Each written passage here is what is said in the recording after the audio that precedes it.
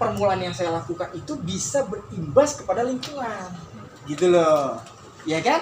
Jadi ketika lingkungan itu udah merasakan daripada upaya yang saya lakukan, dengan sendirinya kan jadi ikon kan. Iya. Oh, setiap hari Minggu di sono yang pedagang kaki lima misalkan menjajakan entah sepatu, entah pakaian dan lain sebagainya, ibu-ibu yang bisa menjajakan makanan entah nasi uduk, entah apa, tukang bubur, kita satukan. Itu kan buka potensi buat mereka. Iya. Berarti saya membantu pemerintah juga kan, memberdayakan ekonomi, gitu loh. Masa yang nggak didukung, gitu prinsip saya. Iya. Di sisi lain di situ saya nggak pernah macem-macem gitu loh. Apa program dari para pemerintah saya selalu bantu. Apa salahnya ketika saya punya program boyau gitu loh. Iya. Tidak untuk merugikan, tapi sebaliknya mengangkat potensi wilayah yang ada, kemudian juga mengeksplor juga, ya kan? Potensi di wilayah juga, intinya memberdayakan ekonomi wilayah, gitu loh. Menghindari kesenjangan sosial nantinya, gitu loh.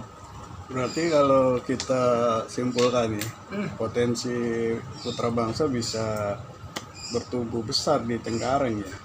Insya Allah itu semua kembali bertumbuh pada pengelolaannya. Iya. Sejauh mana kita mau kelola. Karena potensi itu akan menjadi potensi ketika kita tidak mau kelola. Betul. Betul nggak? Hanya sebatas iya. potensi aja. Potensi tidak dikelola. Ketika tidak dikelola dengan baik. Tapi potensi sekecil apapun ketika dikelola, di maintain dengan baik. Seperti Bapak ini katakan, tidak tidak menjadi pesimis ya. Iya. Bahkan sebaliknya, gitu loh. Jadi jangan tadi ya pesimis dulu. Jangan. Kita tetap optimis nomor 1. Sekalipun harus gagal itu nomor 2 lah. Iya. Yang penting optimis dulu, tanamkan. Karena ketika optimistis itu Tuhan tahu seberapa besar upaya yang kita sudah jalankan, maka itu hasil yang akan kita dapat. Tapi kalau kita rencana pengembangan putra bangsa di DKI Jakarta ini kita bikin 5 DPC kali Pak ya.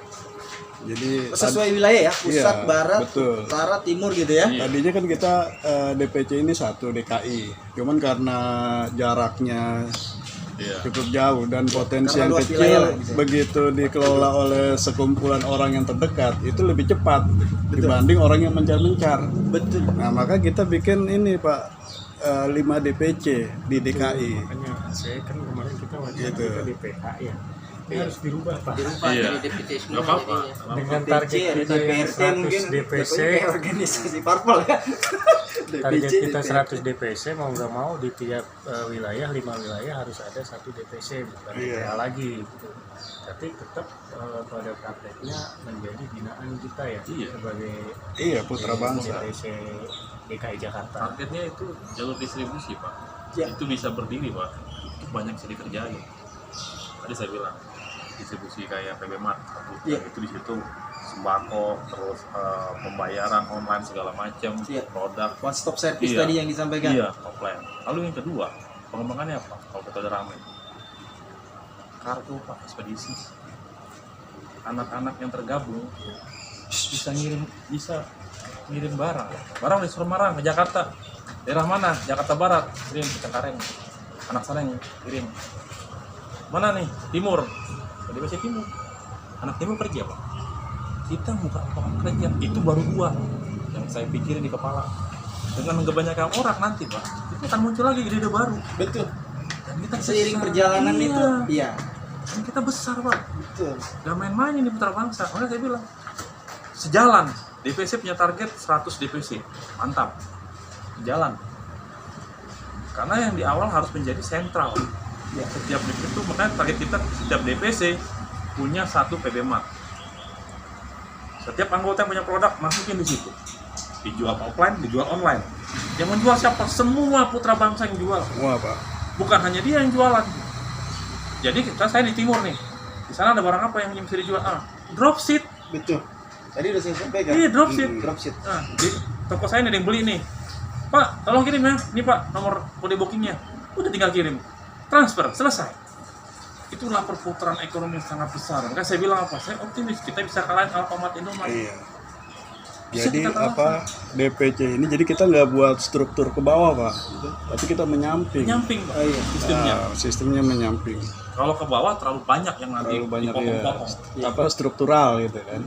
Yang ini kita Birokrasinya, iya, birokrasinya. Betul. panjang. Terlalu panjang. panjang. Kenapa saya terpikir ekspedisi Pak, pengiriman barang?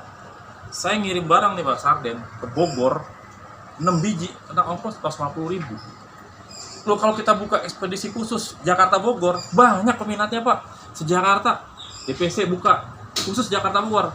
Punya mobil satu, mobilnya bisa dipakai, bawa ambil semua, sekali jalan 2 juta ke Bogor. Iya. Dan perlu kita buat ini. Jadi PB Mart itu mungkin ada yang sistemnya gerobak, ada yang sistemnya warung, tapi yang perlu kita nanti ada gudang, gudang bersama. Gudang bersama. Itu untuk mengurangi tadi biaya ongkir itu kan, biaya ongkir. Kan saya bilang kita nih bukan bicara ormas, bisnis. Bicara bisnis. Jadi organisasi bisnis yang hasilnya bisa mensejahterakan Minimal kita Anggota, dan berdampak keluarga luas kita serta tetangga-tetangga, lingkungan. lingkungan. Jadi meluas gitu. Iya. Dan kalau dari situ Bapak mau jadi RW di tempat ya monggo aja, orang udah kenal ya dong. Ya kan udah fair Justru aja. saya berapa kali Contohnya, Pak. diajukan tuh nggak Ya, pernah. maksud saya contohnya ada ketua DPC, Pak saya menjadi RW boleh Pak? Ya monggo, gitu kan ya silakan ya Pak ya. Itu kan jabatan struktural Iya, wilayah.